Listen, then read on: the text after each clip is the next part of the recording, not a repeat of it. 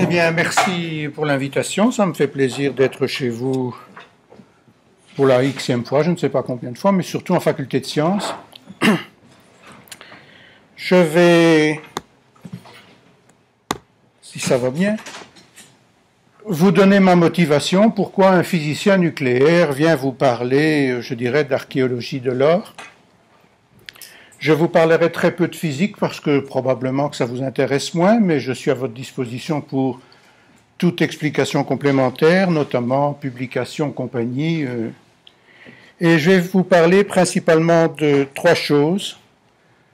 Comment les orfèvres étrusques ont conçu un procédé de soudure qui n'a été redécouvert qu'en 1947 par un restaurateur du British Museum, donc en 1947, il n'y a pas tellement longtemps.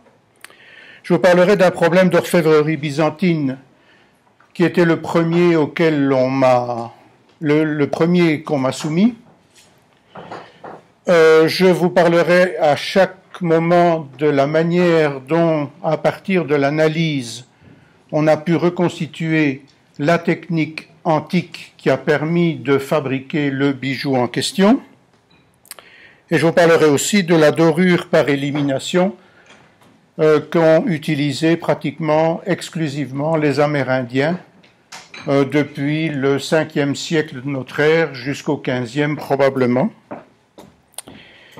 Et le problème de l'archéologue est très certainement, et même souvent, celui de dater. Les techniques dont je vais vous parler ne permettent pas de dater, mais indirectement, on peut dater un objet en or à partir de l'environnement et du matériau qu'on a trouvé dans son voisinage. Alors, ma motivation est bien la suivante. En 1979, le conservateur du musée de Berlin, je dirais, acquiert un objet qui est celui-ci. C'est un plat de reliure, il fait grosso modo 15 cm sur 18. C'est je dirais, une couverture d'évangéliaire qui est fabriquée à partir de toute une série de fils d'or relativement fins. Alors, il est considéré comme authentique d'orfèvrerie byzantine par le conservateur. Et quand l'objet arrive au musée de Berlin, il nécessite une petite restauration. Le restaurateur déclare que pour lui, il trouve que l'objet, c'est un faux. Simplement parce qu'il soupçonne à l'intérieur de l'objet la présence de cadmium. Alors le cadmium est un élément assez rare dans la nature, il est quand même 10 fois plus abondant que l'or. Mais je dirais qu'il est moins facilement, détectable, étant donné qu'il n'apparaît pas souvent avec une couleur qui ressemble, par exemple, à celle de l'or et qui se distingue de pratiquement tous les minéraux. Alors, Tony Hackens, qui est archéologue à l'UCL à l'époque, s'adresse au département de sciences de l'UCL pour savoir si on pourrait détecter la présence de cadmium dans l'objet en question. Il n'y a pas de réponse parmi les collègues physiciens de l'UCL, mais comme on avait installé à Namur, pratiquement 10 ans auparavant, un laboratoire qui s'appelle Laboratoire d'analyse par réaction nucléaire, le recteur de l'Université de Louvain l'envoie chez nous. Et c'est là que commence mon aventure archéologique. Nous sommes 3 physiciens dans le laboratoire et chacun se répartit les tâches en fonction des demandes qui arrivent. Donc ce laboratoire s'appelle Laboratoire d'analyse par réaction nucléaire, laboratoire qui était construit simplement pour rendre service à la communauté scientifique en utilisant des techniques nucléaires ou atomiques pour justement rendre service à d'autres spécialités. Donc, il s'adresse à nous pour l'analyse. Alors, première remarque, faire l'analyse, c'est déterminer la composition d'un objet et dater, donc faire de la datation. Je crois que je vais pousser ici peut-être. Oui. Une mesure de l'âge, ce sont des choses qui sont complètement différentes. Quand on veut déterminer la composition d'un objet, eh bien on interroge la matière. Si je frappe sur le pupitre ici, et puis si je frappe sur une autre structure là-bas, là j'envoie un signal qui est simplement le fait de frapper, et je détecte une information qui est simplement le signal sonore. Ça n'est pas la même chose. Eh bien, on peut faire la même chose en envoyant des protons sur des matériaux. Des protons, ce sont les noyaux atomiques les plus petits de la nature. C'est simplement constitué du noyau de l'atome d'hydrogène. Et on attend la réponse, et la réponse la plus simple, c'est une réponse sous forme de petits flashs. Un petit flash qu'on pourrait penser à un flash lumineux, mais avec des longueurs d'onde qui sont très différentes des longueurs d'onde qui sont perceptibles par l'œil. Ce sont des longueurs d'onde beaucoup plus courtes, des fréquences beaucoup plus élevées. On appelle ça soit des rayons ultraviolets, soit des rayons X, soit des rayons gamma, tout dépend un tout petit peu de la fréquence ou de la longueur d'onde de ces rayonnements-là. Donc on interroge la matière en envoyant des protons et on recueille un signal qui est très facilement différenciable d'un élément à un autre, c'est-à-dire que la réponse d'un atome d'or, la réponse d'un atome d'argent, la réponse d'un atome de cuivre vont être complètement différentes. Et en détectant ces signaux particuliers, on peut identifier en fonction de la longueur d'onde ou de la fréquence de quel élément ça provient, et en comptant les informations relatives d'un élément par rapport à un autre, faire une mesure quasi quantitative de la composition de l'objet que l'on met à l'analyse. À la moindre question, vous levez le bras, je réponds. Alors, on utilise pour ça un accélérateur, c'est un accélérateur de particules. Le premier qui a été installé à Namur date de 1969. Mais après 30 ans d'utilisation du premier accélérateur, on est passé à un second qui a été installé en 1998. Alors, le début des recherches en archéométrie date de 1979. Et en fait, le laboratoire a servi de modèle à pas mal de laboratoires. Il y en a maintenant une vingtaine dans le monde qui fonctionnent sur le même principe, mais c'est le tout premier dans l'ensemble du monde qui est servi à faire le type d'analyse dont je vais vous parler. Il a servi de modèle en 1986 à l'installation qui s'appelle Aglaé.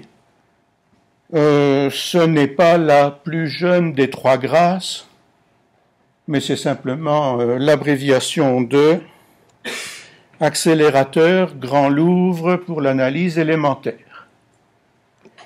Donc si c'est la troisième grâce, nous sommes la première. Je ne sais pas si c'était Thalie ou l'autre.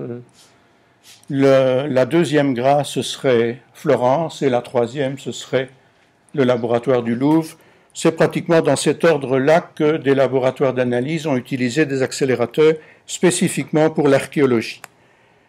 La particularité, je dirais, de l'utilisation d'un accélérateur pour faire de l'analyse, c'est qu'on a la possibilité de faire sortir le faisceau de protons à l'air libre alors qu'il est produit dans un vide extrêmement poussé, moins que le milliardième de la pression atmosphérique, donc on ne laisse dans l'enceinte que un atome sur un milliard que contient, je dirais, notre atmosphère, et le fait de pouvoir sortir le faisceau de particules de l'accélérateur permet d'analyser pratiquement tout ce qu'on veut, même de faire des expériences sur des êtres vivants, puisque les êtres vivants, on ne va pas les introduire dans le vide. Alors, la région de l'analyse est celle-ci. Donc, un faisceau de protons s'amène par un tube, sort à travers une petite feuille de métal, quelques microns d'aluminium ou de plastique.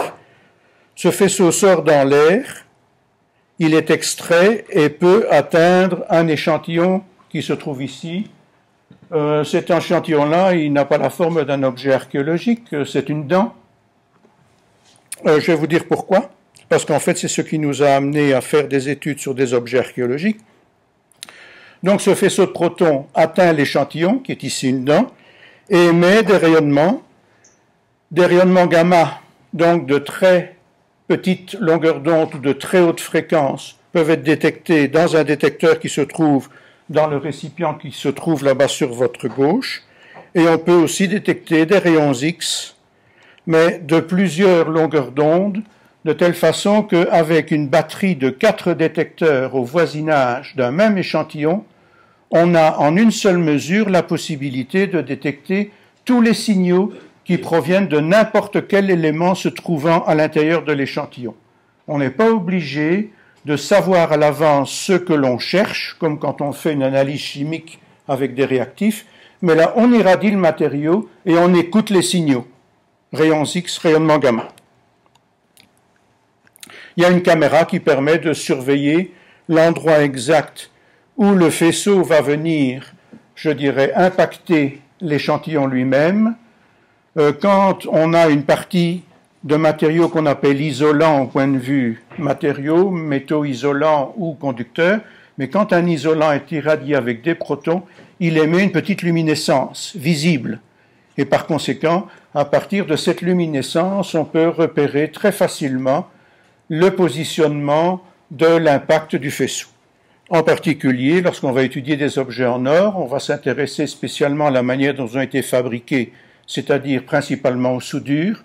On va pouvoir, à partir, je dirais, d'une conception de l'architecture de l'objet, se dire, à cet endroit-là, on a dû attacher une bille d'or sur un plat d'or, et par conséquent, entre les deux, on doit être dans la région de soudure. Donc, dans la réalité, les détecteurs sont plus proches de l'échantillon qu'ici, mais pour le besoin de la photo, on les a écartés. Alors, vous voyez que voici un vase qui a été analysé à Namur en 1980. Il faisait 700 grammes. Orfèvrerie qui ressemble très fort à celle de notre plat de reliure que je vous montrais, étant donné qu'il est décoré pratiquement, je dirais, de la même manière. Alors, c'est une technique qui est dérivée du nucléaire, mais qui n'est pas dangereuse. Voici en fait l'installation, donc la deuxième grâce, si vous voulez, celle de Florence, le laboratoire de Piero Mando, qui depuis 1983 s'intéresse à l'analyse de papier et de parchemin, en ce sens qu'en irradiant une lettre du parchemin, on peut identifier la qualité de l'encre qui a servi à l'écrire, et un des travaux principaux de Piero Mando, c'est de reconnaître la manière dont certaines Bibles ont été écrites et réécrites, en sachant que, à un certain moment, on a remplacé carrément un cahier par un autre en utilisant une encre différente. Donc, le papier est quelque chose de fragile. Si on peut l'irradier avec des protons, c'est que des objets en or subiront certainement avec une grande facilité l'analyse qu'on voudrait produire. Mais c'est pas tout, c'est que nous avons utilisé la même technique pour mesurer la manière dont l'émail des dents fixait le fluor. Vous savez que quand vous utilisez un dentifrice, vous utilisez souvent un dentifrice au fluor. Eh bien, quand le fluor vient remplacer un ion OH, donc un oxygène lié à un hydrogène, un des morceaux de la molécule d'eau, H2O, OH et H à côté, eh bien, quand on remplace le OH de l'hydroxyapatite par un fluor, on le durcit. Et depuis 1978, vous voyez là-bas, 1978, on a utilisé cette technique pour voir comment l'efficacité d'un dentifrice pouvait être utilisée.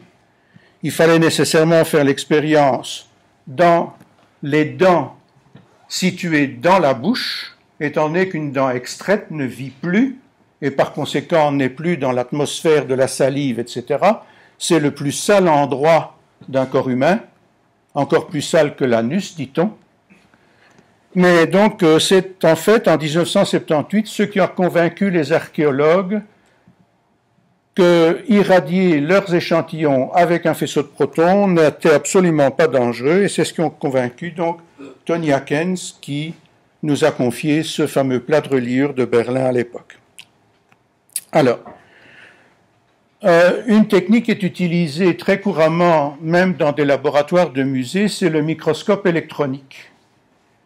Microscope auquel on peut associer une sonde, la sonde étant simplement cet appareillage qui va permettre de détecter un signal qui va être produit par l'irradiation avec le faisceau d'électrons dans cette microsonde électronique et pas seulement la luminosité qui nous donne l'image.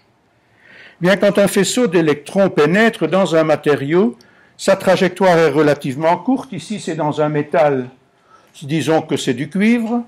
Vous constatez que la pénétration est de l'ordre du micron, le micron étant le millième de millimètre. Un faisceau de protons qui interagirait avec la même matière irait beaucoup plus loin, mais sa trajectoire est complètement différente. Le faisceau de protons traverse en ligne droite le matériau, alors que le faisceau d'électrons se disperse dans toutes les directions de l'espace. Et ça, c'est facilement compréhensible, parce que la matière est constituée principalement d'électrons. Il y en a un certain nombre autour d'un seul atome, donc il y a beaucoup plus d'électrons au point de vue nombre que d'atomes à l'intérieur du matériau. Et quand des électrons incidents donc du faisceau s'amènent dans le matériau, ils interagissent donc majoritairement avec ces électrons. Et c'est une collision de bits billards sur des bits billards, donc des matériaux qui ont même masse, et par conséquent, par collision, une bille légère qui rebondit sur une bille légère va donner des mouvements à l'intérieur du système en cascade. Par contre, un proton qui s'amène dans la matière et qui a une masse qui est 2000 fois plus importante que la masse d'un électron, interagit toujours avec la même matière, donc toujours majoritairement avec les électrons de la matière, et c'est une collision, je dirais, d'une grosse particule sur des petites. Alors, envoyer un éléphant dans un champ de petits pois, eh bien, les petits pois vont être éparpillés dans tous les sens, mais l'éléphant va continuer en ligne droite. C'est ce que fait le faisceau de protons, et en fait, il ne quitte cette trajectoire rectiligne qu'après avoir traversé dans la matière une grande partie du trajet réel qu'il peut avoir dedans. Alors, si maintenant on place une feuille de métal à la sortie de l'accélérateur, ce faisceau de protons va traverser dans cette feuille de métal, eh bien, toujours en ligne droite, une petite partie va perdre un petit peu de son énergie. Le trajet dans l'air, il était de 5 cm, mais si c'est dans un métal, il va être beaucoup plus court. Oh, pardon, j'ai été un petit peu trop vite. Et si on place un objet donc dans le voisinage, là où le faisceau de particules est rectiligne, eh bien, on va pouvoir utiliser les signaux, donc rayons X et rayonnement gamma qui vont être produits par l'impact des protons. Ces signaux vont être détectés par les détecteurs qui vont se trouver au voisinage donc de l'objet en question. Alors, l'illustration est la suivante. Je vais la laisser passer plusieurs fois. Vous avez vu une grosse particule qui s'est amenée, et cette grosse particule s'amène là au voisinage d'un atome. L'atome est constitué d'un noyau au centre, vous voyez la partie centrale relativement grosse, et autour de ce noyau central, eh bien, se balade un certain nombre d'électrons. Vous allez voir qu'à un certain moment, un électron va être expulsé. Ça va tellement vite qu'un électron expulsé, vous le voyez qui tourne, mais avec, je dirais, une coloration qui sont complètement différentes. Et puis, un autre électron venant de l'extérieur prend la place du premier et il y a émission d'un rayonnement. Alors, le proton s'amène. Vous voyez cet électron qui se balade. Je ne sais pas si je saurais le rattraper sur la route.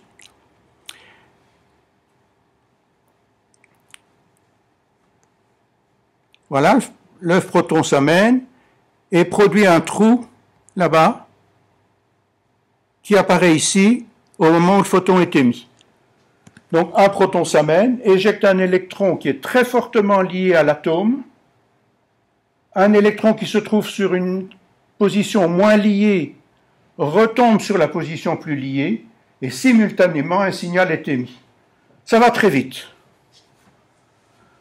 Probablement le centième de milliardième de seconde. Donc on a le résultat presque instantanément, on ne voit même pas la différence dans, je dirais, l'attente en question. Et ça s'appelle émission de rayons X induits par des particules, et l'acronyme c'est simplement PIXI. Si maintenant on observe les signaux qui proviennent d'un objet en or qui serait irradié par ces protons, eh bien on constate que l'or nous donne 3 informations. Donc une caractéristique de l'irradiation de l'or avec des protons donne naissance à 3 signaux caractéristiques avec une intensité qui se mesure à la verticale qui est légèrement différente du premier signal qui se trouve à gauche par rapport au central, par rapport à l'extrême droite. Si on irradie un échantillon qui contient de l'argent, le signal apparaît ici, et le cuivre apparaît là-bas. Donc vous constatez que pour les objets en or, la technique est idéale, étant donné que les signaux caractéristiques de la composition même d'un alliage d'or, qui est typiquement de l'or, de l'argent et du cuivre, donnent des signaux à des endroits différents dans ce qu'on appelle le spectre. Et dans l'échelle verticale, elle est ici, je dirais, sous forme ce qu'on appelle logarithmique, pour vous voir plus distinctement les différences d'intensité. Ce n'est pas une échelle linéaire, mais c'est une échelle telle que un facteur 10 est toujours repéré de la même manière. Vous voyez que, est-ce que je vais trouver? Voilà, ici, 10 exposant 2 c'est 100 et ici c'est 1000, mais la distance entre 100 et 1000 est la même qu'entre 1000 et 10 000, qu'entre 10 000 et 100 000. Et vous constatez que le nombre de signaux qui sont obtenus lorsqu'on irradie un objet en or est un nombre extrêmement conséquent. Ici, c'est un échantillon qui contient, grosso modo, 75% d'or, 12% d'argent et 13% de cuivre. C'est l'alliage traditionnel des bijoutiers actuels qu'on appelle le 18 carats. 18 carats, c'est 18/24e de la totalité, et 18/24e, c'est 75%, ou 750 millièmes si on veut. Donc, irradier un matériau majoritairement en or nous donne la possibilité de séparer très facilement les signaux de l'argent, de l'or, du cuivre. Et s'il y avait un autre élément que ces 3-là à l'intérieur de l'objet, eh bien les signaux apparaîtraient à un autre endroit. Alors, quelques données techniques intéressantes. La température de fusion de l'or, c'est 1064 degrés. De l'argent, c'est 960, et du cuivre, c'est 1083. Donc vous voyez, température de fusion de l'argent plus basse que le cuivre et l'or, avec une température de fusion grosso modo la même. Quand on ajoute du cuivre à l'or, on diminue la température de fusion de l'alliage. Alors ça peut paraître bizarre. Mélanger 2 éléments avec des points de fusion voisins fait en sorte que la fusion de l'alliage qu'on obtient est plus bas que la fusion des 2 composants. Il faut admettre la chose. Il y a même des éléments qui sont encore plus, je dirais, performants que ça. Quand on ajoute 4% de silicium à de l'or, alors que le silicium a une température de fusion dans les environs de 1700-1800 degrés, et que l'or a une température de fusion à 1063, la température de fusion de l'alliage avec uniquement 4% de silicium, ça la baisse à 383 degrés. J'ai pu faire à un de mes étudiants doctorants un travail sur, je dirais, l'alliage or-silicium, difficile à faire. Il a publié sa thèse dans le journal des physiciens de Belgique. C'était un petit article d'environ 10 à 15 lignes. Ça a été lu par les chercheurs du CERN à Genève. Et après sa thèse, il a été convoqué au CERN.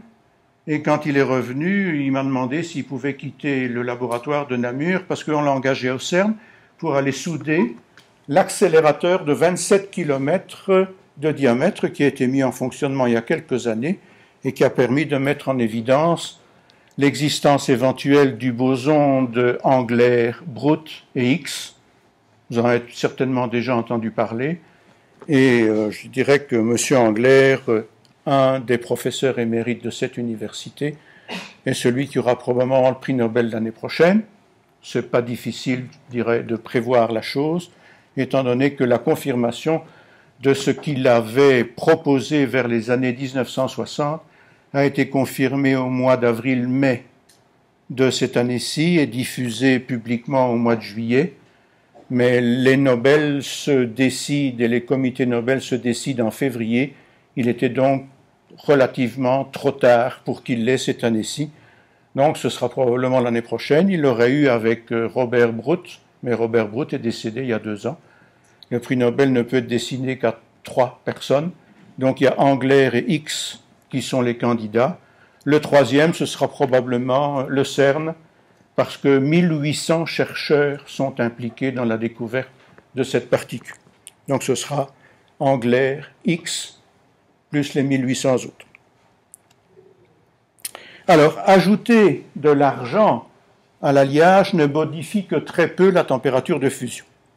Donc c'est principalement le cuivre qui va abaisser la température de fusion de l'alliage. Et pourquoi cherche-t-on à abaisser la température de fusion de l'alliage? Simplement parce que quand on veut faire une soudure, il faut que cette soudure passe à l'état liquide, alors que les éléments qu'on veut souder solides doivent rester dans cet état solide. J'y reviendrai. Ajouter du cuivre fait rougir l'alliage, c'est certain. Et par conséquent, on peut compenser ce rougissement de l'alliage en ajoutant de l'argent. C'est pour ça que pour donner à l'or 18 carats l'aspect d'un or 24 carats, on ajoute une proportion relativement semblable d'or et d'argent. Je vous parlais de 12 et 13% tout à l'heure. Ils sont très voisins. Le travail dans l'Antiquité se fait généralement sur du charbon de bois, simplement parce que l'émanation autour d'un charbon de bois rend l'atmosphère, je dirais, absente d'oxygène, et on veut éviter l'oxydation du système, la transformation des métaux en oxyde qui leur font perdre cette propriété. Le charbon de bois était, je dirais, désigné dans l'Antiquité comme du bois qui a brûlé 2 fois. Vous devez comprendre pourquoi. Alors, le test de la pureté de l'or, eh bien, c'est comparer la couleur du charbon de bois à celle de l'alliage qui commence à fondre. Si on dépose un petit paillon d'un alliage d'or sur du charbon de bois, qu'on fait chauffer le charbon de bois, il va passer à l'état rouge, et puis il va passer à l'état jaunâtre lorsque la température s'élève. Eh bien, lorsque la température du petit paillon d'or, lorsque la couleur du petit paillon d'or est exactement la même que la couleur du charbon de bois qui permet à l'or de fondre, ça veut dire l'or est pur. Et il est rapporté, j'ai essayé ce matin de retrouver exactement l'endroit dans Pline, dans l'Antiquité, il était possible, donc du temps de Pline, c'est-à-dire au 1er siècle, de déterminer des variations de composition de l'or au 12e du 12e. Ça veut dire un 144e. Quand on fait varier d'un 144e la teneur en or d'un alliage, on peut faire la différence entre les deux. Et comment peut-on faire des différences aussi petites? Il suffit de déposer 2 paillons, l'un moins pur et l'autre plus pur, sur le même charbon de bois, de chauffer. Le premier qui fond, c'est le moins pur. Et par conséquent, par des mesures de recoupement, on pouvait, à partir de toute une série de paillons, se dire, ben voilà celui qui fond à la température la plus élevée, voilà celui qui fond à la température la plus basse, un troisième il se situera entre les deux, un quatrième va situer soit entre le premier et le deuxième, soit entre le deuxième et le troisième, etc. Et comme ça, faire par pratiquement 144 compositions différentes. Les alliages d'or fondent à des températures de 1063 degrés si c'est de l'or pur et environ 800-850 si c'est de l'or impur. Donc il y a une différence de 150 degrés eh bien on peut faire 144 classifications différentes. Pratiquement, ils ont la possibilité de déceler si un or est plus ou moins pur par rapport à un autre, alors qu'il n'y a qu'environ 2% de différence. C'est extraordinaire. En 1984-85 s'est tenue à Paris une exposition sur 8000 ans d'or syrien, et j'avais à l'époque analysé déjà pas mal d'échantillons d'or, et j'avais trouvé un certain nombre de ces échantillons très ressemblants dans l'exposition qui se tenait au musée du Louvre. J'ai contacté le conservateur du musée du Louvre pour essayer d'avoir quelques-uns de ces objets-là lors de la fermeture de l'exposition qui se faisait un vendredi, en lui promettant de rapporter les objets le lundi suivant, et on aurait utilisé le samedi et le dimanche qui séparaient ces 2 jours-là pour faire des analyses. Les analyses sont extrêmement rapides. Alors j'ai reçu une réponse négative du conservateur en chef du musée du Louvre. Quand j'ai ouvert la lettre, j'ai dit, j'ai lu cher monsieur de Mortier, je suis au regret d'eux. Je lui dis, ça y est, hein. Un petit Belge qui pose la question au grand Français reçoit une réponse négative. Et puis en lisant le 2e paragraphe de la lettre, disant, ben voilà, je n'ai pas l'autorisation de laisser sortir les objets d'ici, mais venez au Louvre et vous pourrez choisir dans les collections du Louvre les objets que vous souhaitez.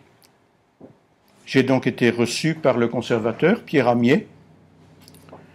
Dès les premières minutes du rendez-vous, il a appelé une de ses assistantes et lui a demandé, dit, écoutez, est-ce que vous voulez dans une demi-heure faire vider la salle, je ne sais plus, 26, 27 et 33 du musée aux visiteurs. Je vais vous donner les clés des vitrines et M. de Mortier choisira les objets qui l'intéressent pour analyse. J'ai eu donc l'occasion d'avoir à ma disposition ce bel objet-ci, donc qui est un pendentif de la période achéménide, 4e siècle avant Jésus-Christ.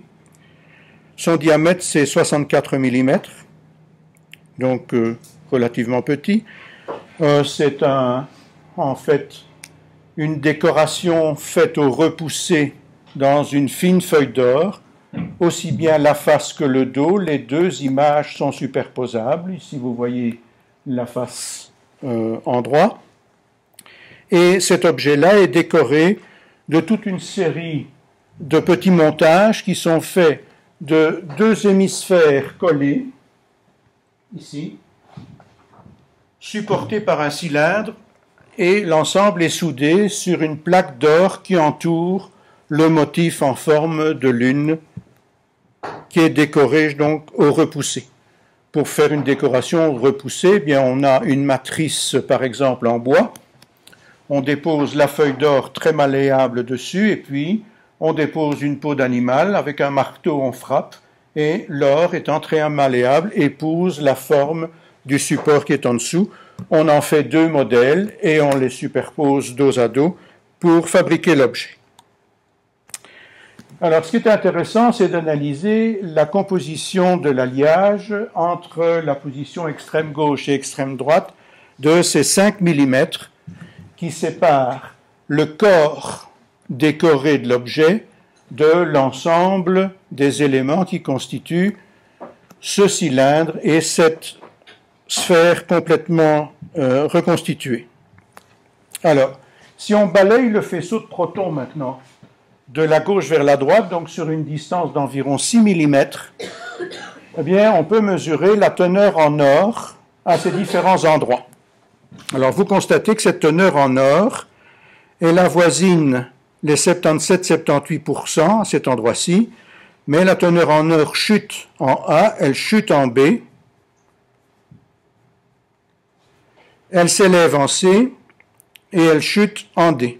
Alors, la partie D, c'est la partie qui représente, donc à cet endroit-ci, la jointure entre les 2 hémisphères, la partie C entre le cylindre et la première demi-sphère, la partie B, la partie de soudure de ce cylindre sur la lamelle d'or qui entoure l'objet et en A, la partie qui est à l'intérieur. Et vous constatez que les teneurs en argent maintenant et en cuivre suivent une allure qui est, je dirais, complémentaire à celle de l'or. Ce qu'on voit ici, c'est que O, A et B, la teneur en or a diminué et la teneur en cuivre et en argent a augmenté. Donc là, on peut concevoir, on augmente la teneur en or et en argent en cuivre et en argent par rapport à celle de l'or. Par conséquent, la température de fusion s'abaisse. En C, bizarrement, c'est la jointure. La teneur en or a très fortement augmenté.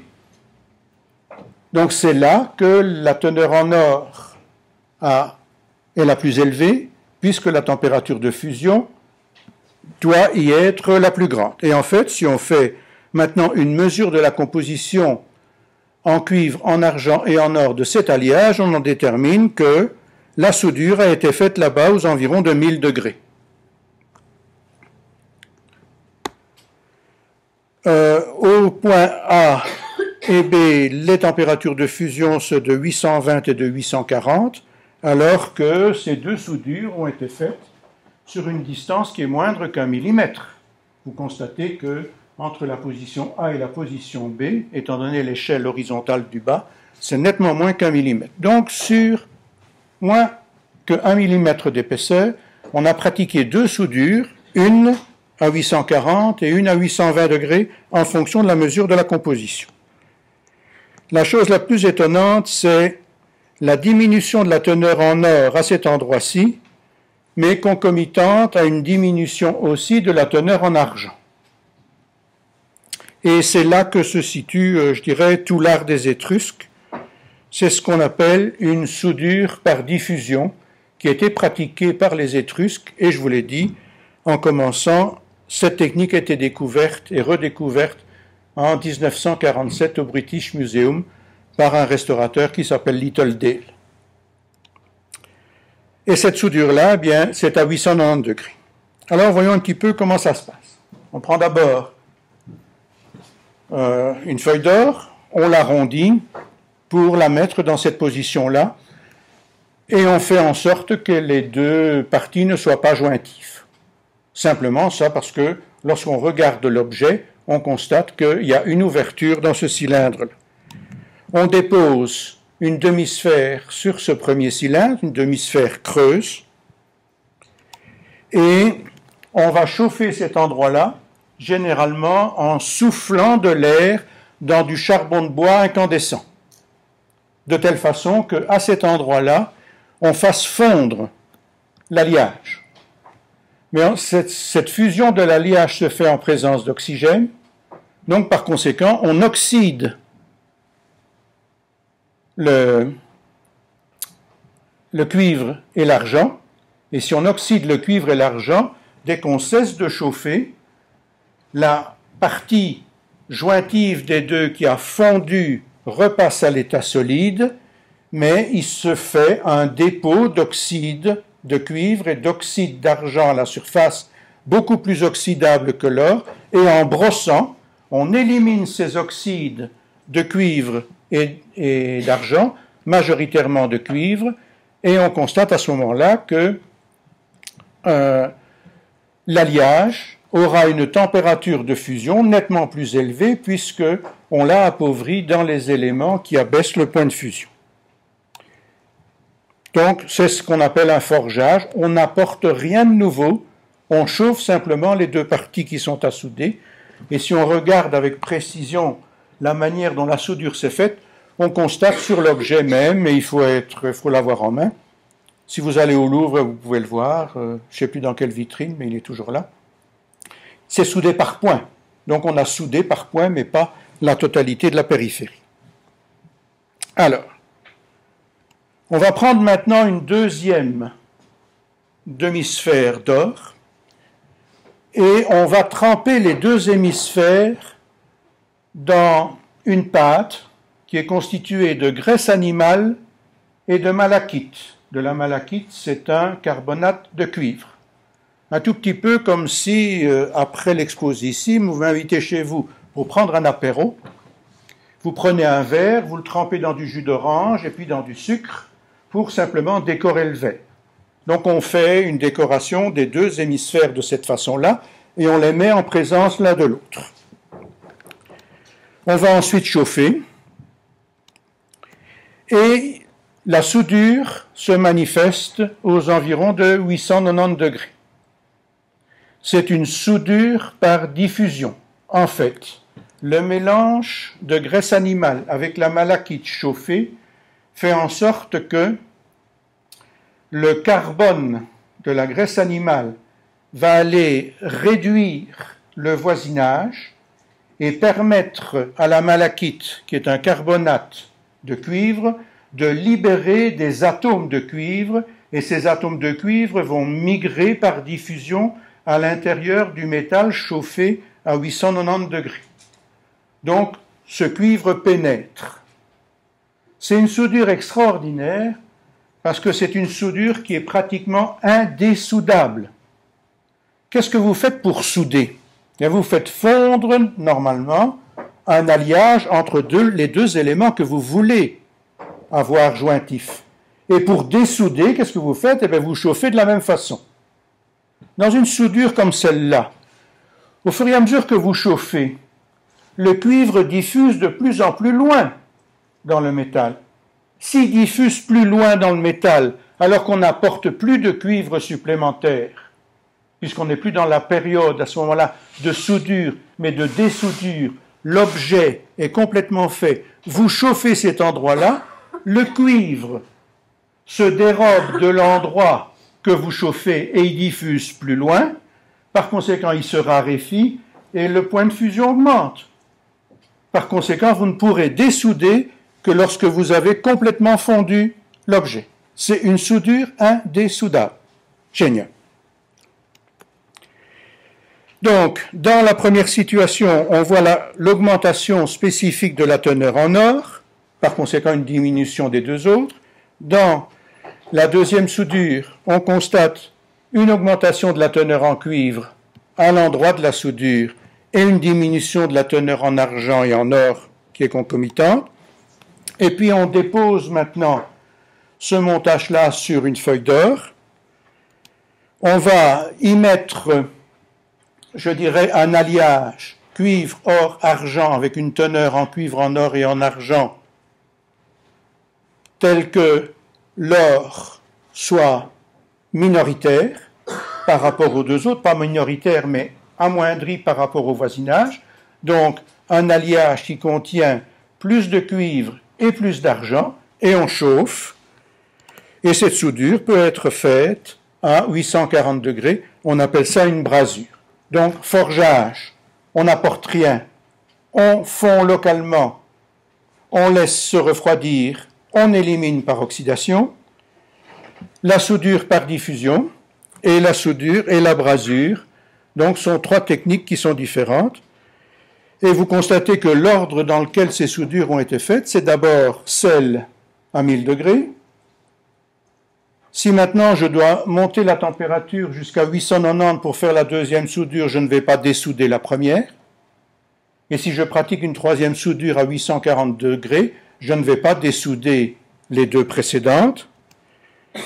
Donc là, on constate que l'or est minoritaire et que l'argent et le cuivre ont augmenté.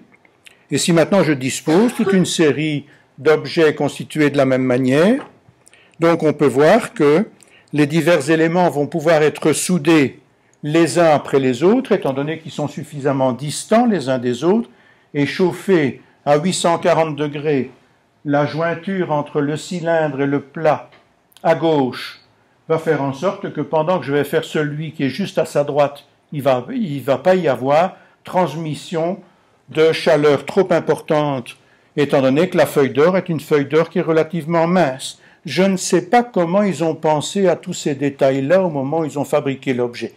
Pour moi, c'est fantastique. Et puis, on courbe ça autour du motif décoratif, et puis on va souder à 820 degrés. Et 820 n'est pas tellement différent de 840, mais je vous dis que dans le passé, on avait la possibilité de distinguer des alliages avec des compositions qui sont tellement peu différentes que la différence de température de fusion est de l'ordre de quelques degrés. Donc en mettant des petits paillons qui fondent à 820 degrés quelque part, on s'arrange pour que ces paillons-là ne fondent pas. Certains ont fondu quand même, donc probablement qu'il y a eu des paillons déposés sur la partie supérieure là-bas, et ils ont laissé une trace comme étant une petite cloque. Mais ça, personne ne pourra vérifier si mon interprétation est la bonne. Donc je reviens en résumé à toute la situation. Donc l'ordre, d'abord, une soudure à cet endroit-ci, qui est un forgeage à 1000 degrés, une soudure par diffusion de cuivre là-bas à 890, une troisième soudure à 840, une quatrième à 820, et là, ce sont des brasures. Il y a 2500 ans. Génial.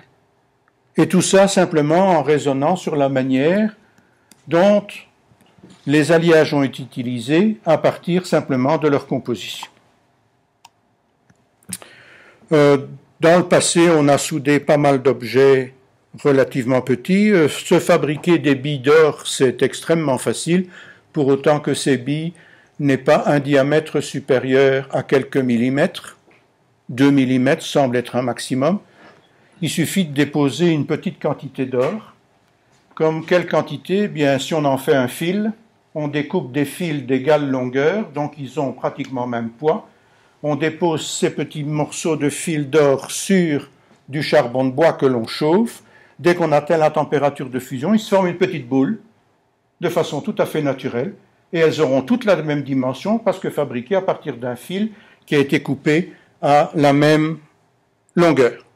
Et on peut comme ça facilement faire des petites billes d'or avec un diamètre de l'ordre d'une fraction de millimètre, un tiers de millimètre. Voici un objet qui est bourré de granulation. Les Étrusques ont pu mettre jusqu'à 1000 grains d'or par centimètre carré et les souder les uns aux autres par la technique de la diffusion de cuivre, simplement parce que cette technique de diffusion de cuivre est une technique de soudure indésoudable. Dès qu'on a lié le premier grain à son support, le deuxième qu'on va lier de la même manière est un endroit où on va refaire diffuser le cuivre, donc le raréfier à l'endroit de la soudure, à l'endroit du petit granule précédent, et par conséquent on peut les souder comme ça les uns à côté des autres. J'ai résumé ici, déjà il y a longtemps, c'était en 1986, les 3 techniques qui ont été appliquées à pas mal de technologies. Notamment ici, c'était pour l'analyse d'objets qui venaient d'Espagne, donc de granulation tartésique, mais là on constate on voit que ça a coulé, on voit qu'entre les grains, les billes, les petites billes de l'ordre du millimètre de section, un alliage a coulé, alors que dans la soudure étrusque, on ne voit absolument pas de traces de quoi que ce soit qui est coulé. Cette soudure par diffusion se fait en maintenant l'ensemble des éléments en contact l'un avec l'autre exactement à l'état solide. Il n'y a pas de liquide qui intervient dans la technologie. S'il apparaît du liquide, on voit, je dirais, une fusion locale. Alors, problème du cadmium. J'y reviens, puisque c'est celui qui m'a amené sur cet objet archéologique du musée de Berlin. Quel est ce problème du cadmium? Il a été identifié par un chimiste allemand en 1830, Strohmayer. Il apparaît dans la nature sous forme d'oxyde, mais aussi sous forme de sulfure, donc un sulfure de cadmium. Et ce sulfure de cadmium, il apparaît sous forme d'un dépôt jaune comme de l'or, sur une blinde qui est un sulfure de zinc le zinc et le cadmium dans la nature se comportent de façon extrêmement parallèle. Chimiquement, leur comportement est très semblable, à la différence que l'agrinokite, donc ce sulfure de cadmium, il cristallise sous forme d'hexagone, alors que la blinde, qui est le sulfure de zinc, apparaît sous forme cubique. Par conséquent, les structures étant différentes, eh bien, il est très facile de détacher le sulfure de cadmium de son support de blinde simplement en passant l'ongle dessus. Alors, il a été utilisé en tant que soudure moderne depuis 1870, c'est-à-dire 40 ans après sa découverte. Je vais vous dire pourquoi dans un instant. Et il est souvent considéré... je croyais qu'on m'appelait. Il a été souvent considéré comme une preuve de faux ou de réparation moderne. Je ne sais pas pourquoi on peut considérer comme faux quelque chose qui existe dans le sol de la Terre depuis 4,5 milliards d'années, mais qui n'a été identifié qu'en 1830.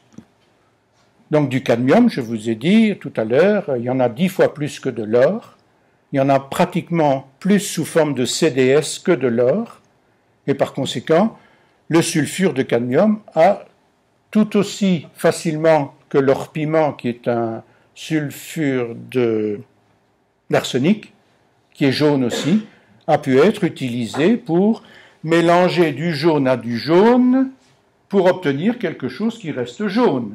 C'est un raisonnement simpliste peut-être, mais on ne savait pas à l'époque que l'agrinokite, sulfure de cadmium, était en fait un composé et non pas un élément qui serait un élément simple. Donc mélanger du jaune à du jaune, de l'or à quelque chose d'autre que jaune, permet d'obtenir un alliage avec un point de fusion qui, dans l'esprit des anciens, est toujours un point de fusion qui est plus bas que la température de fusion de l'alliage duquel on est parti. Mélanger quelque chose à un alliage d'or abaisse le point de fusion pour autant que l'alliage soit relativement riche. Alors, je vous rappelle que la température de fusion du cuivre, de l'argent et de l'or sont celles-ci. Ajouter du cuivre à l'or diminue la température de fusion de l'alliage et le rend donc aussi moins malléable. La malléabilité n'est pas très importante à ce point de vue. Mais ajouter 1% de cadmium est aussi efficace que 5% de cuivre pour abaisser la température de fusion d'un alliage. Donc on rend l'alliage moins impur en ajoutant du cadmium plutôt qu'en ajoutant du cuivre. La température de fusion du cadmium, elle est très basse, 321 degrés. Mais en fait, ce cadmium n'existe pas dans la nature sous forme de cadmium, il faut l'extraire d'un oxyde ou d'un sulfure. Prenons le sulfure qui est jaune. Température de fusion du sulfure, c'est 1750 degrés.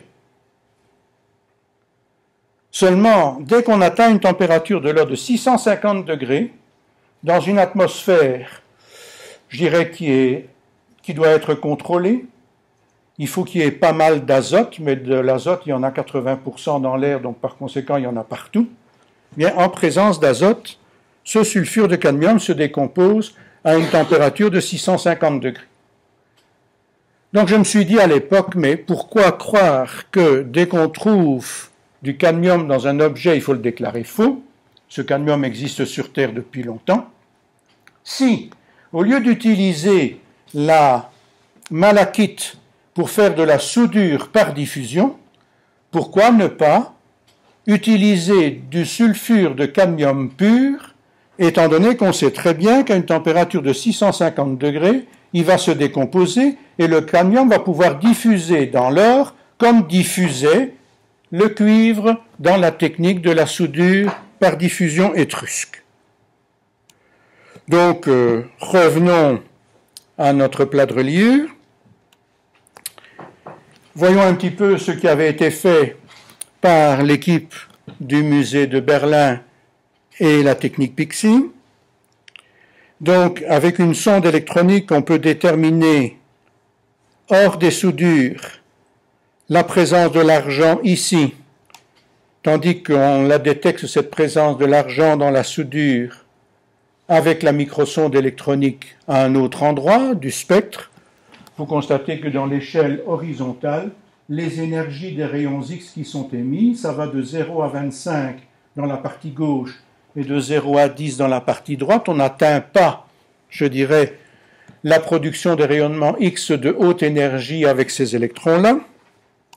À l'intérieur de la soudure, on constate que on voit distinctement la présence de l'argent et du cadmium dans la région que vous voyez là-bas, alors que les signaux là-bas, ils sont assez mélangés, donc les signaux sont séparés, les signaux sont mélangés, et de plus, la région de ces signaux de l'argent et du cadmium sont aussi les régions où apparaissent les rayonnements caractéristiques du potassium et du calcium.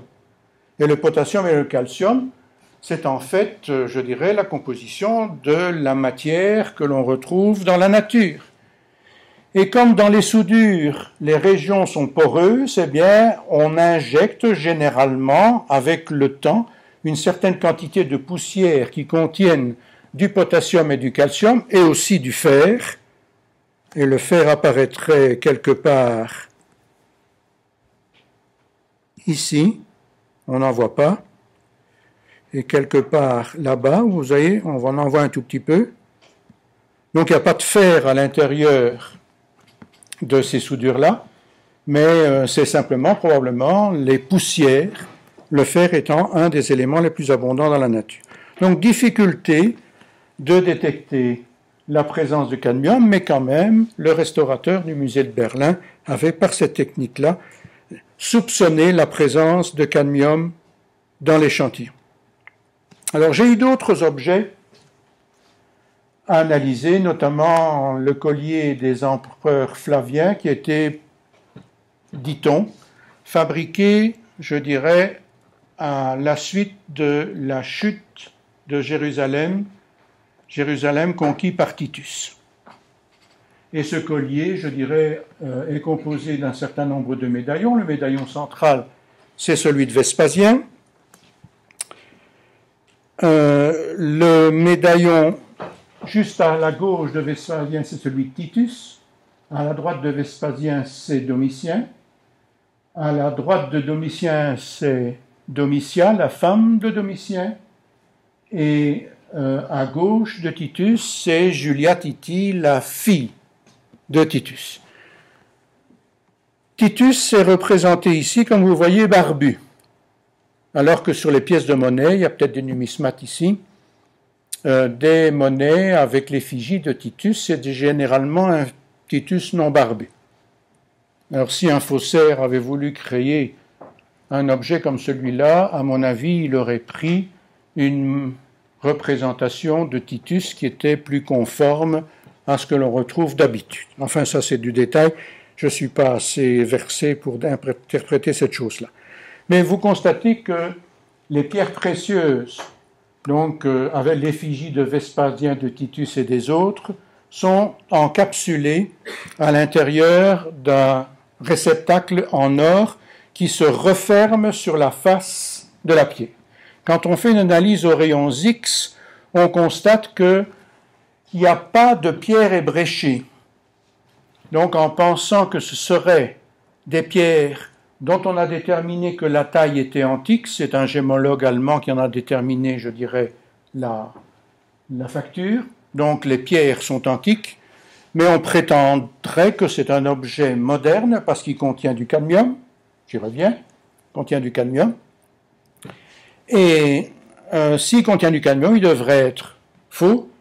S'il est faux, c'est que ces pierres ont été utilisées bien après 1870 pour refabriquer ce collier. Je ne comprends pas comment ces pierres, qui auraient, je dirais, été taillées il y a pratiquement 2 millénaires, n'auraient pas été ébréchées sur les bords. Or, quand on fait une analyse aux rayons X de l'ensemble, on constate qu'il n'y a pas de cassure sur les bords de chacune de ces pierres, donc elles semblent avoir été enchâssées dans leur réceptacle en or de manière, je dirais, originelle. Vous voyez notamment que le médaillon de Vespasien qui est en jaspe rouge. Il est fendu, on voit la fente là-bas sur la droite. Donc Titus est barbu, c'est de la coralline blonde. Si maintenant on analyse la teneur en cuivre, en argent et en or et en cadmium dans l'alliage de la soudure. Donc les endroits de soudure contiennent du cadmium et j'ai là-bas 3 éléments, cuivre, argent, cadmium, dissous dans l'or. On peut mesurer la teneur relative en cuivre, argent, or. Dans un diagramme triangulaire comme celui-là, vous faites le calcul par vous-même, tous les points sont tels que la somme des distances de n'importe quel point aux, je dirais, faces du triangle, aux arêtes du triangle, la somme de ces distances est une constante. Donc vous prenez un point quelconque ici, vous mesurez cette distance-là, celle-là et celle-là, vous faites la somme et ça représente toujours la même proportion. Donc je prends ici la teneur relative de 3 éléments dissous dans l'or. Et je constate que pour l'ensemble des endroits où il y a des soudures, avec des petits points ouverts, ça veut dire que la teneur en cadmium est faible, et dans les points fermés, c'est-à-dire tout noir, la teneur en cadmium est plus élevée, on constate que la tendance générale, la distribution des points, eh bien c'est grosso modo sur une ligne qui part du coin argent et qui aboutit, je dirais, à la face extérieure, qui est la ligne cuivre-cadmium. Et sur une ligne, si elle était fine, eh bien on constaterait que le rapport entre le cuivre et le cadmium est le même pour tous les points, alors que la teneur en argent diminue vers le haut, augmente vers le bas. Si on a 100% d'argent, on se trouve dans cette représentation-ci, beaucoup d'argent, peu de cuivre et de cadmium, mais le rapport entre le cuivre et le cadmium est constant sur une ligne comme celle-ci. Donc on constate que dans cet objet-là, la teneur en cadmium qu'on aurait ajoutée suit la teneur en cuivre aux dépens de la teneur en argent. Donc il y a une corrélation entre les concentrations de cuivre et de cadmium dans l'ensemble des soudures de cet objet-là. Il y en avait certainement une trentaine. Si maintenant on s'intéresse à de la soudure moderne, bien, si on prend un alliage de cadmium, sa teneur dans l'alliage, puisqu'on va l'ajouter à de l'argent et à de l'or, est une teneur relativement importante en cadmium, donc faible en cuivre et en argent. C'est en fait un mélange de ces 3 métaux. S'ils sont introduits de façon métallique, au moment où on va chauffer, bien le cadmium va se souvenir qu'il fond à une température de 321 degrés, sa température de fusion. Donc il va de soi que quand on chauffe cet alliage, c'est l'élément le plus volatile qui va disparaître progressivement.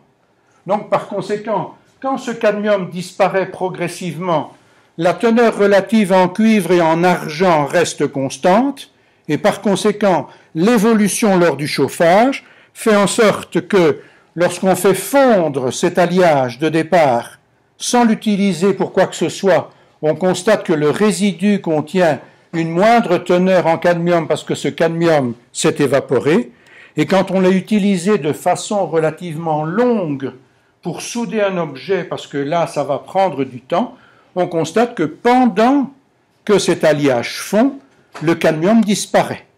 À ce moment-là, eh bien, la teneur en cadmium est pratiquement 0, mais le rapport entre cuivre et argent est à ce moment-là dans un rapport constant. Grosso modo ici, 60% de cuivre pour 30% d'argent. On se trouve plus près du sommet cuivre que du sommet argent lorsque on parcourt l'ensemble de la droite. Vous constatez que c'est complètement différent de ce qu'on avait tout à l'heure.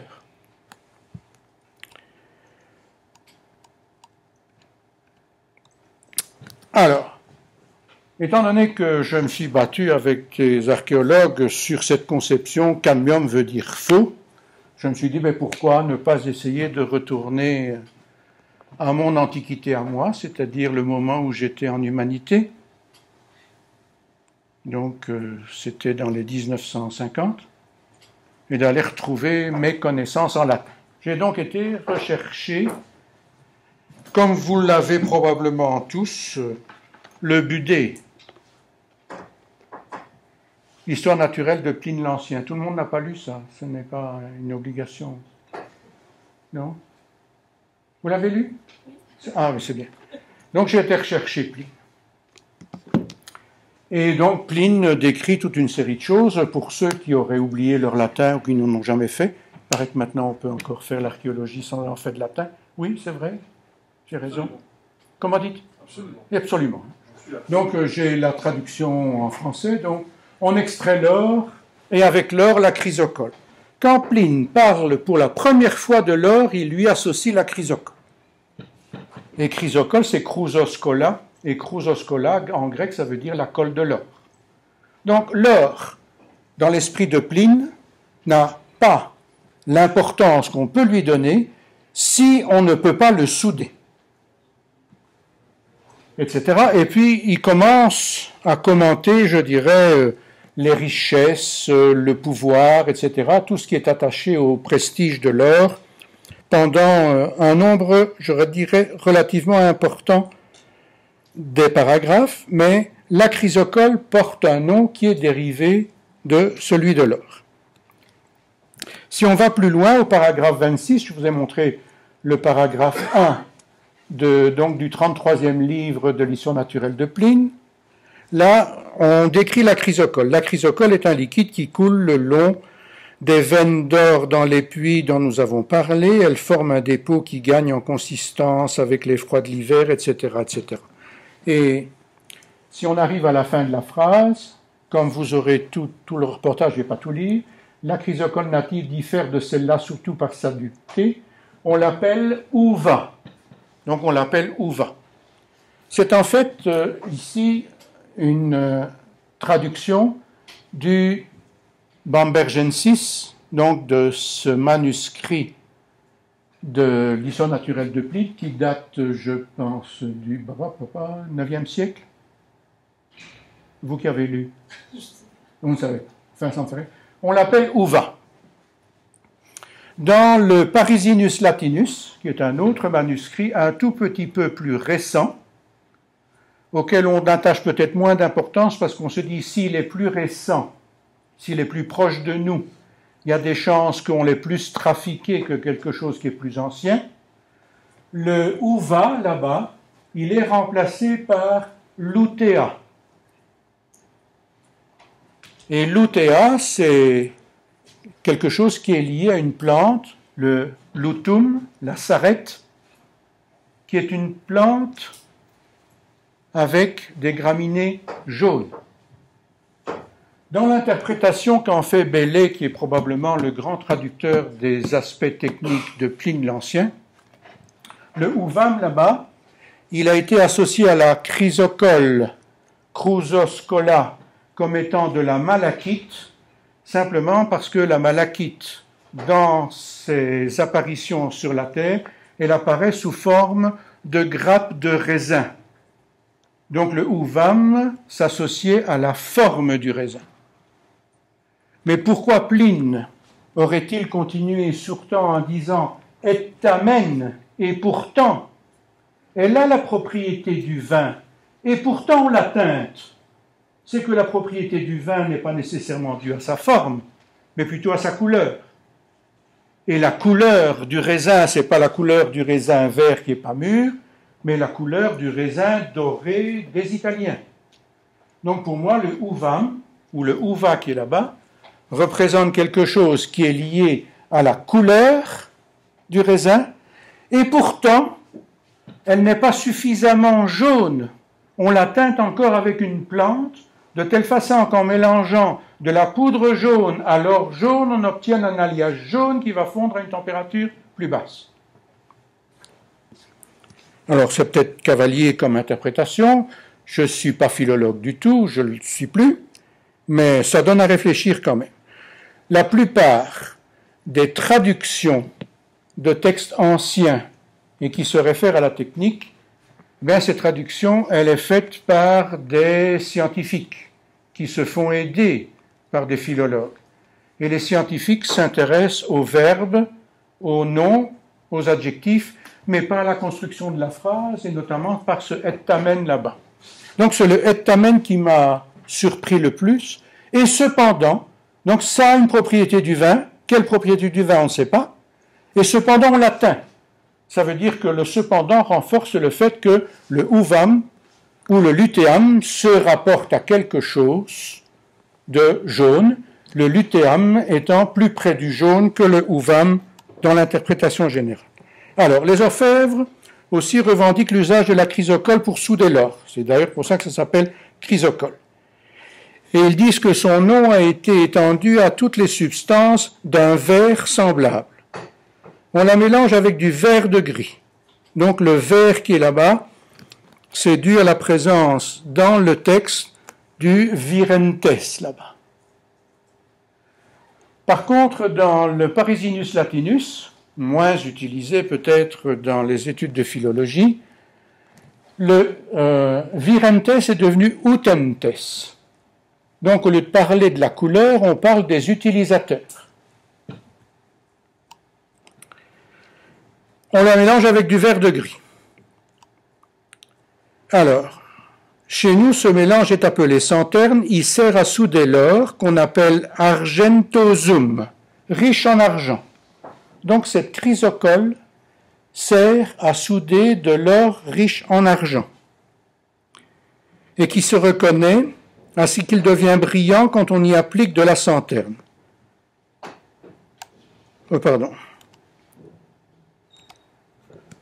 Au contraire, l'or cuivreux se réduit, se ternit et ne prend que difficilement la soudure.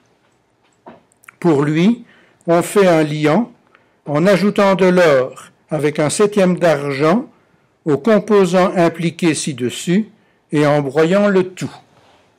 Donc on dit, voilà, cette santerne, elle sert à souder l'or argenteux, l'électrum.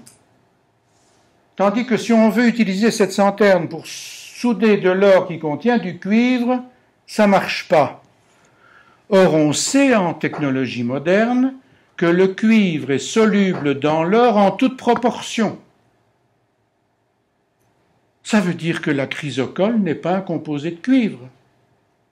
Parce que s'il était un composé de cuivre, on n'aurait pas, à l'ajout de cette chrysocole dans un alliage qui contient majoritairement de cuivre, cette particularité.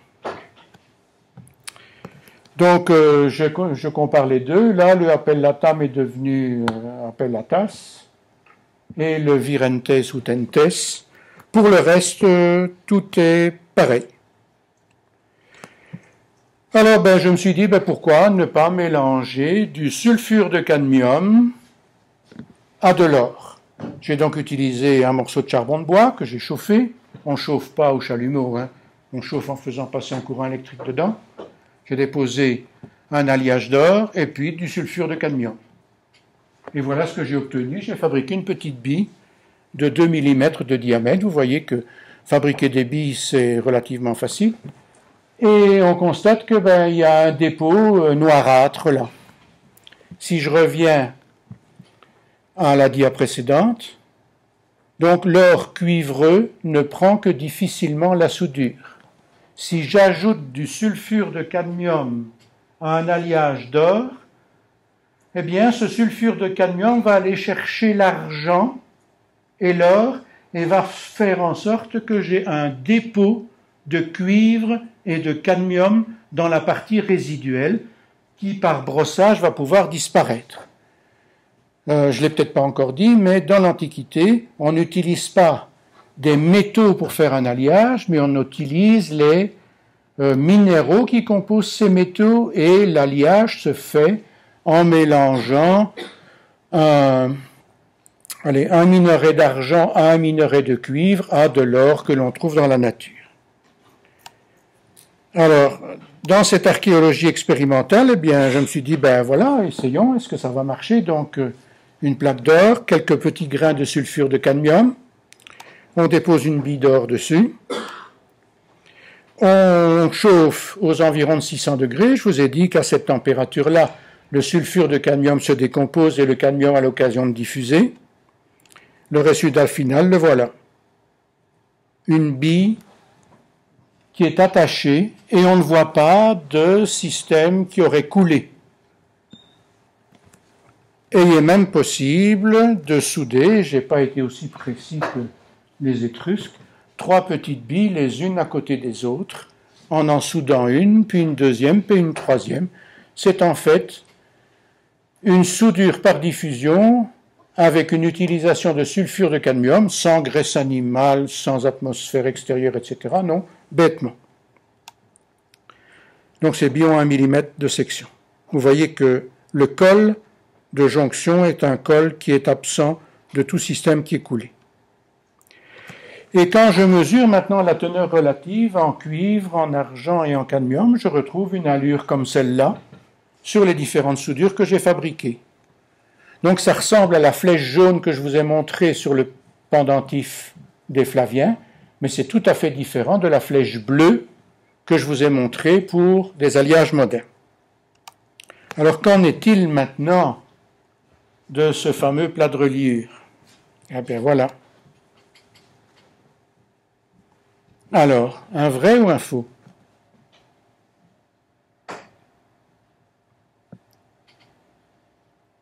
Allez, c'est pas vrai. Ça ressemble à la flèche bleue, à la flèche jaune ou à la flèche rouge? Alors, ça veut dire? C'est un alliage moderne. Ah ben oui. Voilà. Désolé pour le conservateur, le restaurateur avait raison. C'est un faux. Donc, ma démarche, elle était, je dirais, à mon avis scientifique. On me dit, cadmium dans un objet, c'est faux. Je suis bizarrement surpris que quelque chose qui existe sur Terre depuis 4 milliards d'années, qui n'a été identifié chimiquement que en 1830, n'ait pas pu être utilisé. Je refais, je dirais, une étude à partir de tout ce que j'avais déjà vu à l'époque, et j'en conclus que je ne fais pas confiance au dire de l'archéologue, et je constate que, alors que le conservateur était certainement la personne qui, dans l'ensemble des 2 protagonistes, était probablement le plus compétent pour dire c'est un vrai ou c'est un faux, ben c'est l'autre qui l'a dit. J'ai appris par après que le restaurateur, beaucoup plus jeune que le conservateur, comme ça se passe très habituellement, s'était amouraché de la fille du conservateur et que ça ne plaisait pas au papa. Alors je comprends qu'il y ait eu, je dirais, des conflits. Deuxième sujet, la dorure par élimination. J'ai combien de temps encore? Parce que je suis bavard. Un quart d'heure, une demi-heure. Oui, ça va. Alors, donc, dorure par élimination chez les Amérindiens. Donc ça, c'est une collaboration avec des étudiants de l'Université nationale de Mexico, c'est José Luis Ruvalcaba. Je ne sais pas si dans les références que je vous ai données, il y en avait une à lui, je ne me souviens plus. Qui est un étudiant qui a fait sa thèse avec moi il y a 15 ans et qui est maintenant professeur à l'UNAM. Nous avons étudié un certain nombre d'objets donc d'Amérique du Sud. Ici, c'est un pendentif circulaire, période de 2000 à 1600, on ne sait pas très bien. Et quand on fait l'analyse avec des protons de 2,6 millions d'électronvolts, je ne vous ai pas encore parlé de leur énergie, mais je vous ai dit simplement qu'on envoyait des protons, mais ces protons, on peut les envoyer avec différentes vitesses, et plus ils vont vite, plus ils vont aller loin. je me bats depuis certainement 20-25 ans pour dire à tous ceux qui font des analyses d'objets d'or avec cette technique PIXI, ils doivent au moins faire l'analyse à deux énergies différentes pour se rendre compte que lorsqu'ils analysent l'objet, la pellicule de surface qui fait l'objet de leur investigation représente bien le volume. Donc, si on fait une dorure d'un objet, il faut pouvoir passer à travers la dorure pour arriver à l'intérieur. Donc, d'au moins faire des mesures à deux énergies différentes. Eh bien, ici, l'objet apparaissait, étant donné son poids, relativement plus léger que ce qui ne devrait l'être à partir de la teneur en or mesurée à la surface. Donc on s'est probablement dit, tiens, la teneur en or semble exagérée. Si c'était une composition globale de cette valeur-là, il devrait être plus lourd quand on le pèse. Donc, on a investigué la chose à 2 MEF6, à 2 MEF, à 1 MEF5, à 1 MEF et à 0,6 MEF. Donc il y a un facteur 4 dans les énergies. Il y a un facteur 4 dans les énergies, peu importe la raison pour laquelle ça se passe comme ça. C'est un facteur 16 dans la pénétration des protons. Donc les protons pénètrent 16 fois plus à 2,6 MEF que à 0,6 MEF. C'est grosso modo fonction du carré de l'énergie des protons. Donc quand il y a une différence d'un facteur 4 dans les énergies, il y a une différence d'un facteur 16 dans les pénétrations. Donc avec 2 MEF6, je vais très profondément dans le matériau. Avec 0,6 MEF, je vais beaucoup moins profondément. Je constate donc que lorsqu'on diminue l'énergie des protons, je vois diminuer quand je diminue l'énergie des protons, je vois diminuer la teneur en cuivre et je vois augmenter la teneur en or. Donc l'analyse est sensible à la surface et pratiquement à la surface et uniquement à la surface à 0,6 MEF, mais sensible à la profondeur à 2,6 MEF. Donc si en profondeur de l'échantillon il y a plus de cuivre qu'à la surface, c'est qu'en fait l'échantillon a été enrichi en or à la surface. Mais on ne voit pas de traces de dépôt. On voit aussi qu'il n'y a pas de variation nette entre la surface et la profondeur, mais ça varie progressivement. Par contre, on constate que la teneur en argent n'a pratiquement pas changé. Donc, on en a déduit, c'est probablement un objet en tumbaga qui aurait été enrichi en or par un traitement de surface. Donc une dorure, non pas par application d'or, mais une dorure par une élimination à la surface de tout ce qui n'est pas or. Ils avaient certainement remarqué que les objets en tumbaga, ils se corrodaient relativement rapidement. Donc ils essayaient de trouver une technique peut-être qui permettrait d'enrichir la surface d'un objet en tumbaga en or et par conséquent de le rendre imperméable aux attaques de l'environnement pour le corroder nettement, de façon nettement plus importante. Alors les calculs sont compliqués.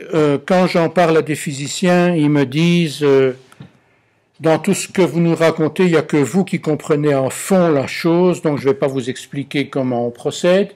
Donc on peut, par des calculs qui sont relativement, conséquents, simuler la teneur en or, en argent et en cuivre à différentes profondeurs à partir des résultats qu'on obtient globalement sur l'analyse que je vous présente ici. On constate que si on divise maintenant le disque et qu'on le divise par tranche de 0,28 microns d'épaisseur. Pourquoi 0,28 par 0,29, 0,30 ? Simplement parce que quand on a essayé avec 0,20, on ne pouvait pas faire coller le modèle. Quand on le faisait avec 0,30, on ne pouvait pas. Avec 0,25, ça s'approchait. Et par étapes successives, on s'est dit 0,28 est la solution idéale. Et on constate qu'à ce moment-là, eh bien, il n'y a plus de cuivre à la surface. Et 94% d'or et 6% d'argent. À 0,28 microns de profondeur, il y a 4% de cuivre et 90% d'or. Et puis on augmente par tranche de 4%. Et là, ça colle. Donc on constate que le cuivre a été éliminé progressivement de la surface. Et ça s'obtient sur toute une série d'objets. Vous constatez que finalement, en profondeur, il y a au minimum 68% de cuivre. Il pourrait éventuellement y en avoir encore, il y a 68% d'or.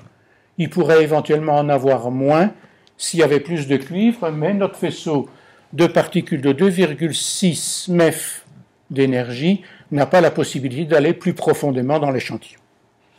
Au-delà de ces énergies-là, on produit de la radioactivité résiduelle dans l'échantillon en question, et ça, personne n'aime rendre les échantillons radioactifs.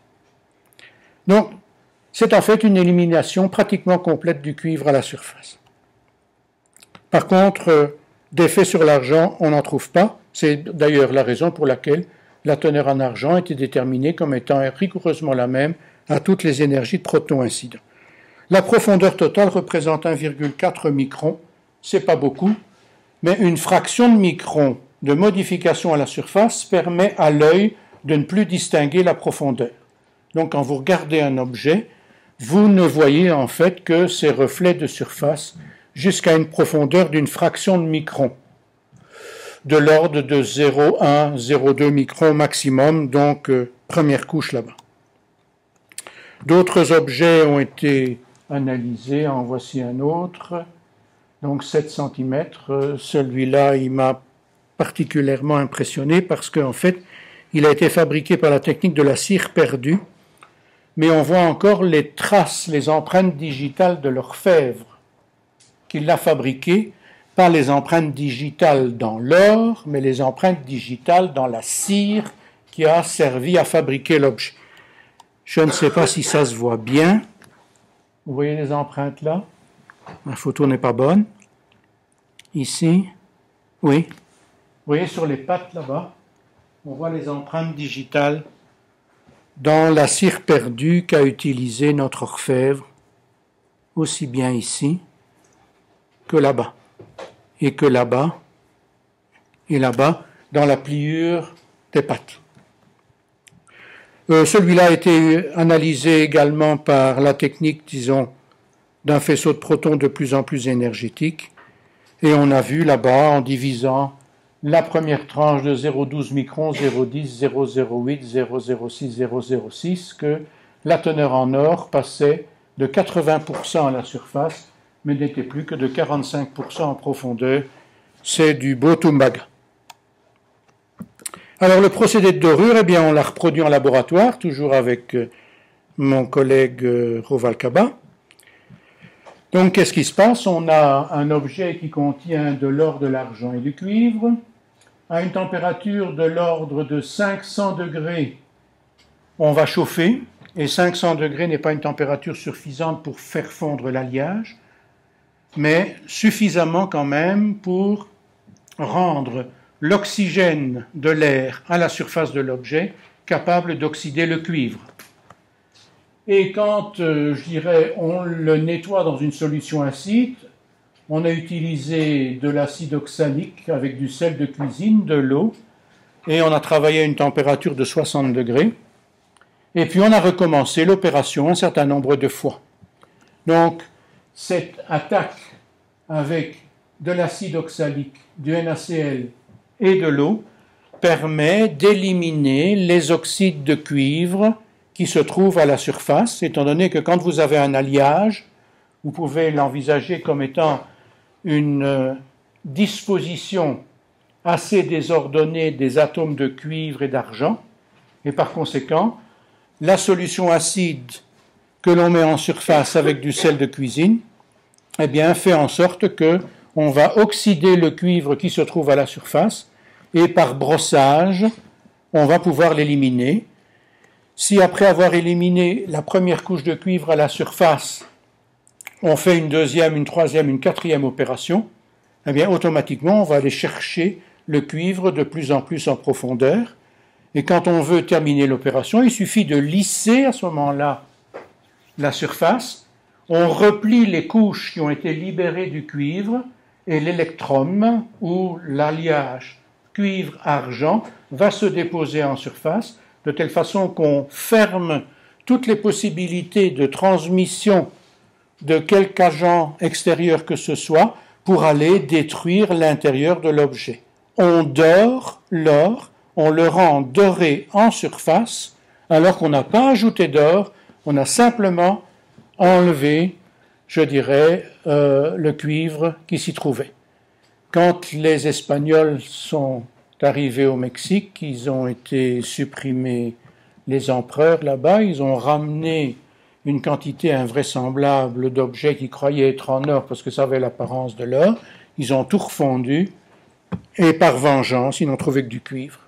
Ce n'est pas dans le transport que l'or s'est transformé en cuivre, mais je dirais les Amérindiens avaient trouvé une technique qui permettait à des objets qui ne sont pas en or d'être pratiquement de l'or.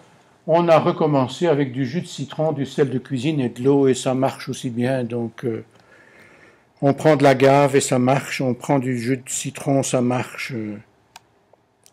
Alors, datation indirecte maintenant des objets, dernière chose. Donc on ne peut dater des objets que si à l'intérieur de l'objet il y a une certaine horloge. L'horloge traditionnelle des archéologues, c'est le carbone 14, qui est un élément radioactif. Il n'existe dans la nature que fabriqué dans la haute atmosphère. Et le temps pendant lequel la moitié d'un amas de carbone 14 disparaît pour moitié, c'est de l'ordre de 5800 ans. Donc un arbre qui a poussé et qui a collecté le carbone dans l'atmosphère pendant sa vie cesse d'en collecter au moment de sa mort et 5800 ans après sa mort, la teneur en carbone 14 a diminué d'un facteur 2 par rapport à la teneur qu'il avait au départ. Donc en comparant la quantité de carbone 14 aux autres isotopes du carbone dans un échantillon, on peut en déterminer la date. Ça se faisait jusqu'il y a une quinzaine d'années pratiquement exclusivement en mesurant la radioactivité de ce carbone 14. Ça se fait de moins en moins à l'heure actuelle et on utilise une technique qui est dérivée de la physique nucléaire et qui est en fait la datation par, je dirais, accélérateur.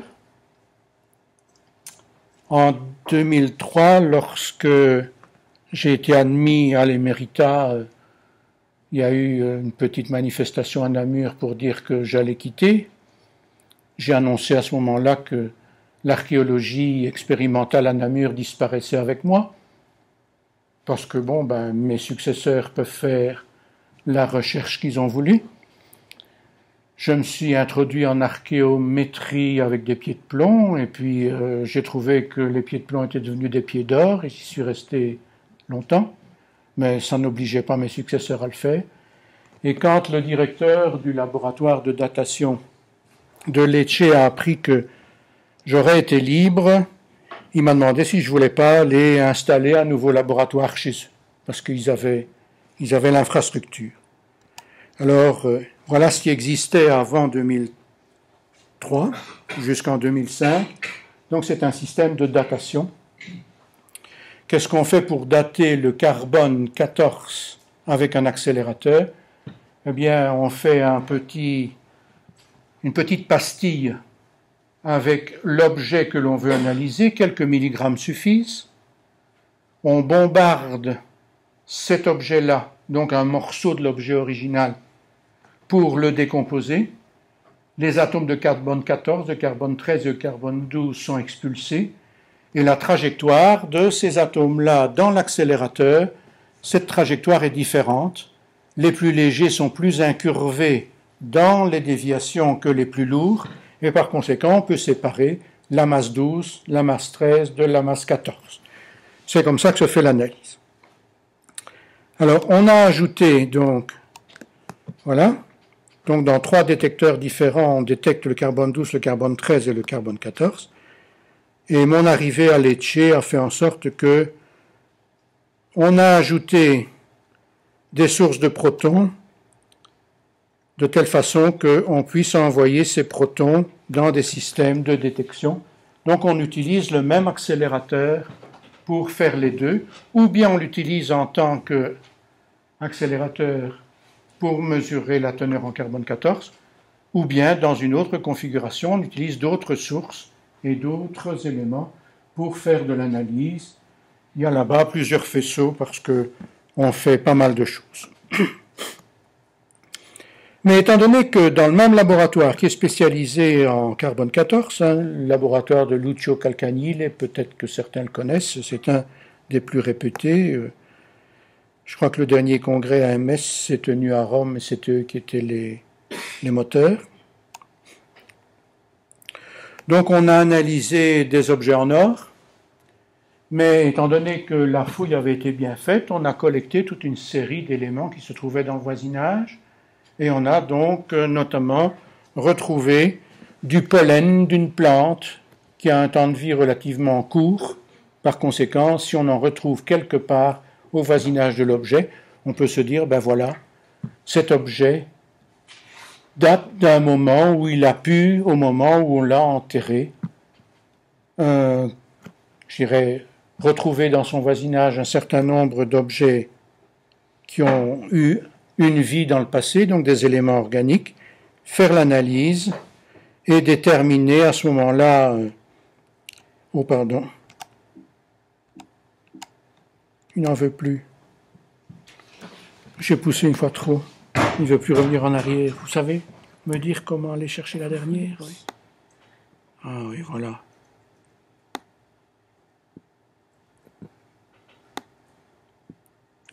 La dernière. Voilà, merci. Donc voici la plante dont on a relevé, je dirais, les pollens. Et en fait, en faisant sur un certain nombre de petits grains là-bas, ils ont déterminé que l'âge de l'objet, c'était grosso modo 2934 ans depuis maintenant. Donc depuis 1954, je crois, qui est la date de référence.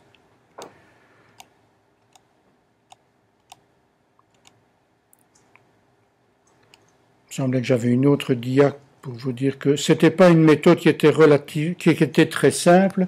Il n'y a pas une relation immédiate entre la teneur de carbone 14 et l'âge, mais la calibration à partir de la dendrochronologie a permis, je dirais, de rééquilibrer les dates de carbone 14.